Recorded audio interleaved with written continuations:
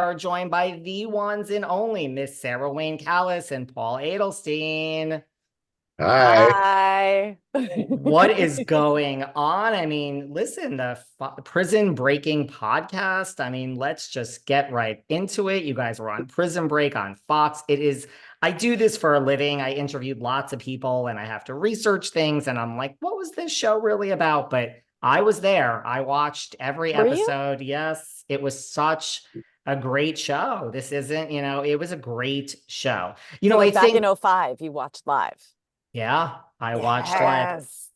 Back when I used to, now I have to say, I truly watch TV just for this job now. Like my art of just sitting there and watching TV is over. But back then, I know, but I still watch. But back then, no, it was like destination TV and I watched it all blends together. So I'm not one of those crazy fans I'm sure people are listening to your podcast that know every little thing. I'm not like that at all. There's a lot that happened on Prison Break. So a lot of it just all blends together, but I watched every single episode. Yeah. Oh, thanks. And for what it's worth, there are lots of fans that know things about the show that we don't. It's Yes. okay. Yes. It's all right. We've been learning for sure, which is fun. Yeah, no shade to crazy fans. I love it. I'm so impressed when people know like every little detail. How did this podcast come about? Because it ended and then, it ended again and it ended in 2008 and then it ended again in 2017. Like, why now? It's almost 7 years later. And now it's starting up again in a weird way. Yeah. Well, Paul, it was your idea, wasn't it? Yeah, I had some friends who had been on a couple other shows and they had been doing rewatch podcasts. And it always seemed to work best when genuine friendships have been made on set. And then there are shows that you want to hear the details of, but you want also a show that has those details, but also you want to peek. I think fans really want to peek behind the relationships behind the show.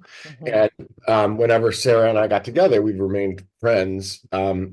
We would get into it, and she felt like we felt like we had the right vibe to revisit it together. We started with such different experiences on the show, then those experiences collided, and then those experiences separated, just given the storylines.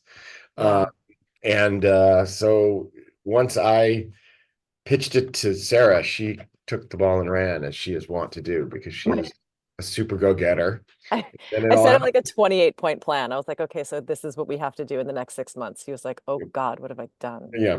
I thought we were just getting together and watching the show, but it's an actual thing. We have a thing. But also the timing worked out really well because, my producer on Aftershock and I had just decided to start a podcast production company. And this felt like a great way to move into that space together. Was this, because I know like you were on Hacks and you were on Cupid, Paul, and who can forget the CW or I think the WB's Tarzan, Sarah? But everyone can forget it, by the way. Everyone. It had a moment. I don't even think it was the CW. I think it was the WB. It was the WB. Yeah, that's what I thought. Was this considered, like, do you each consider this kind of your breakout role? Or, am I making too much into that? I certainly do. On television, I'd done some movies. I'd done some series that just didn't go in. I did one that we shot 13 episodes and never even got on the air, which was such a strange thing. It was the first show. It was the first thing that I felt involved in where it felt like a little bit of a rocket ship. Like that first season, the pilot did really well. And then, 4 episodes in, it was becoming a cultural phenomenon, it felt like you said, appointment television, and it seemed to be in every magazine and every TV show wanted to talk about it. And it was the first thing. I got recognized, but this was the first thing I got recognized for. So yeah, it did feel like a breakout to a certain degree. Look, my career was very new.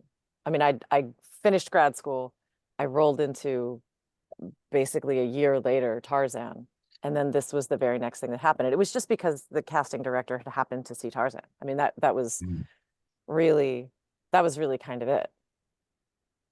And also, is that, yeah. Go on, sorry. It was, I know this is true for Sarah too. I mean, maybe you did a little bit on Tarzan, but it was, and we've talked about this on the podcast.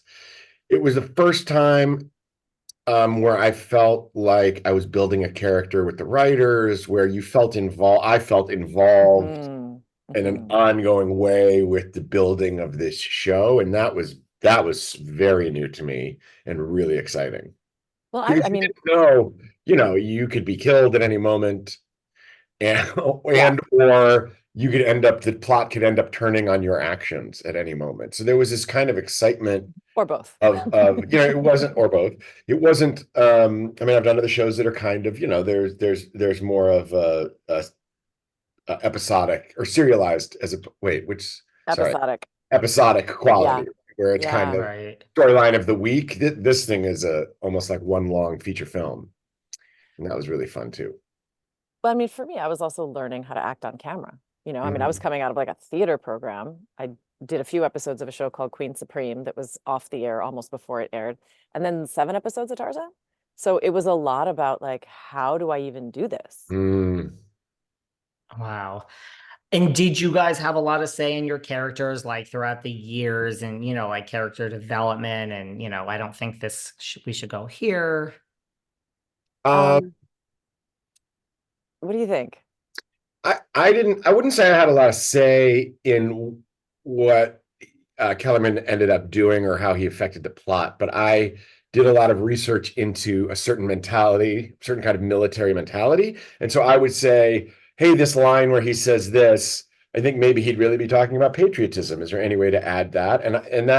And they were very open to that. And I think that then, fed into the way that they conceived him overall.